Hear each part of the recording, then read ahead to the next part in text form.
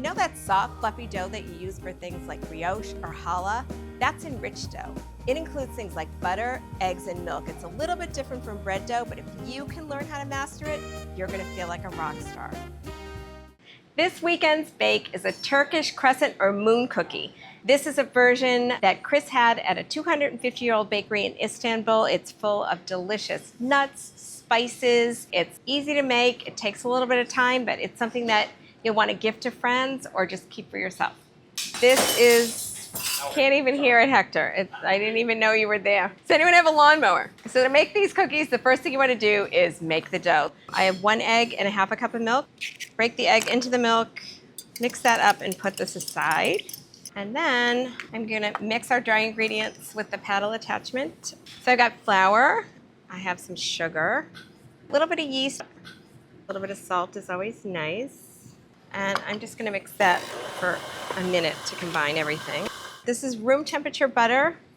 I'm gonna add it to the dry ingredients. We want this to be kind of sandy and we want the butter to be pea-shaped. So this looks about where I want it. I'm gonna drizzle in our egg and milk mixture. And I'm gonna let that go until this comes together. That looks pretty good. We're actually gonna reuse the bowl, so I'm just gonna make sure I get everything out of it. We're gonna reuse it for the filling. There's a few dry bits at the bottom of the bowl. That's okay. And I'm gonna knead this a little bit into a smooth ball. It's a nice dough to work with. It's so soft. We're not gonna rise this. The yeast really is just to make it a little tender. It's not a dough that has to proof or anything like that. So this looks good. I'm actually gonna divide this into 3 pieces and I'm gonna cover 2 of them while I shape the rest. You can weigh these to make sure they're even. That's something I do like to do. This is not a strength of mine. I always feel like one of them's really small and one of them's too big. Just as I suspected, this one is much bigger than this one.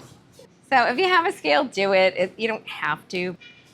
Okay, that's pretty close. So I'm gonna cover 2 of these with a kitchen towel while I work with the first one. I'm gonna roll this into a 6-inch log and I'm gonna cut it into 6 pieces. Cut it in half and then cut each piece into thirds. You can already see this one's much bigger than that one, but I'm gonna just mess around with those until they look pretty even to me. So I'm gonna put them on one of the parchment lined baking sheets and I'll continue with the other 2 pieces of dough.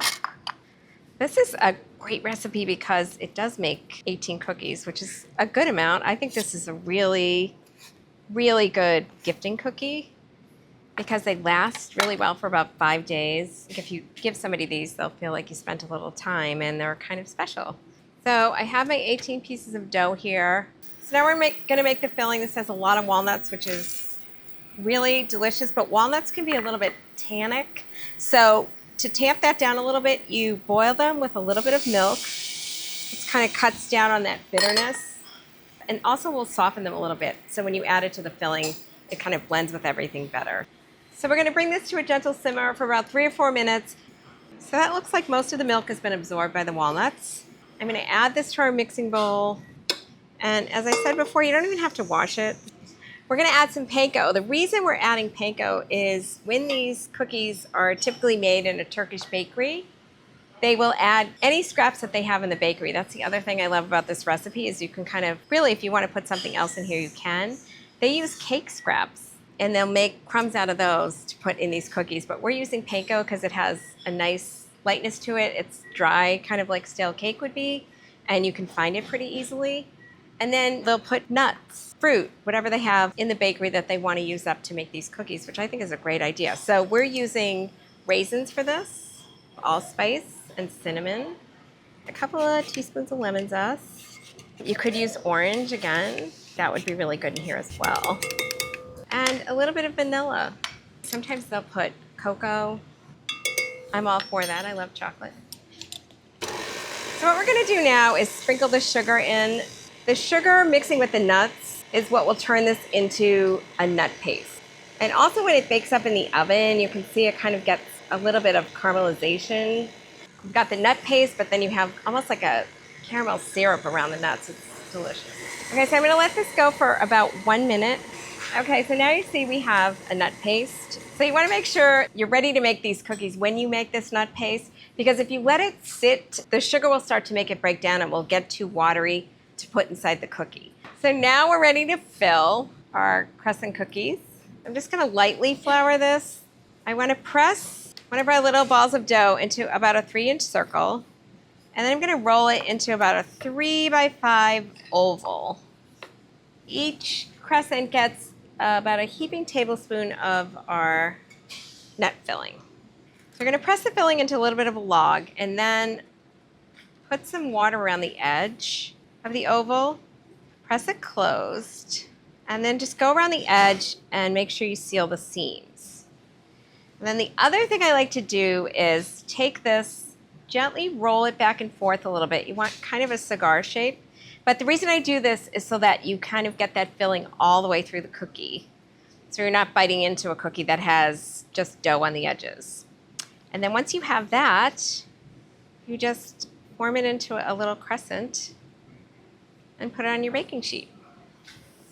I find this really relaxing to kind of just stand here and roll and fill, and so I do love that. That's one of the great joys of baking. Okay, as you're making these, you want to cover them with a kitchen towel so they don't dry out. If your oval's not perfect, don't worry about it. Do the best you can. A little water. Don't press too hard on the filling because you don't want it to come out. Although some of these might break open a little bit in the oven, and that's okay. But that's also the kind of the great thing about baking is every one is a little bit different, and you learn something every time you do it. So maybe next time if they're all breaking open, then you've realized, oh, I've overfilled them, or I haven't closed them properly, and it's a lesson learned. I love powdered sugar. It will hide sins when you're baking. If they, do break open, you're still going to be able to eat them. If you put some powdered sugar on, no one's even going to see it. So this dough is like so easy to work with. I love it. Does this make you want to make these? Yes. Right. So you get 18, and the other nice thing is they go on one cookie sheet. We're going to brush them with an egg wash, and this egg wash actually has a little bit of powdered sugar in it. The sugar will help them brown a little bit. So you want to make sure you give them a nice coating of the egg wash, because that will kind of help them get a shiny brown coat when they come out of the oven. It's kind of a pale dough when it bakes up, so this really makes them look prettier. Okay. And then a little sprinkle of silvered almonds. You could also sprinkle them with sesame seeds if you prefer that. I think pistachios actually would be really nice as well. So now we're going to bake these in a 350-degree oven for 30 to 35 minutes until they're golden. So I've let these cool for an hour on a baking rack, and just before you serve them, you can sprinkle them with a little bit of powdered sugar.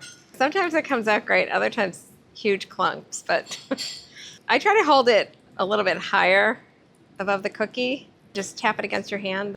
Try not to put too much because you can't go back, but if you want to add more, you can. It's like a perfect coffee, tea cookie. I think if you had a cappuccino in this cookie, or an espresso or Turkish coffee in this cookie, amazing. There's like just a little bit of the pastry that encases the filling. Look at how beautiful. And because we roll them, you can see you've got filling all the way to the end. You can smell the spices, you can smell the nuts. I would eat this for breakfast. So if you like this recipe, there are more special baked goods in our new book, Milk Street Bakes. Check it out. I think you'll find some beautiful things to bake for you, your family, your friends. I seriously like this book. They're so delicious. Just smell that.